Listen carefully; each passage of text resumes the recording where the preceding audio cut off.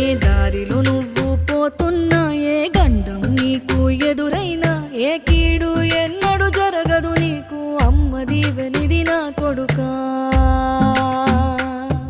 ఈ దిక్కులు నీతో కదిలేను, ఆ చుక్కలి దిష్టి తీసేను, ఏ గాలి ధూళి సోకదు నిన్ను, అమ్మ దీవెనిది నా కొడుకా. ఏ పిడుగుల చప్పుడు వినపడినా, ఏ బూచోడి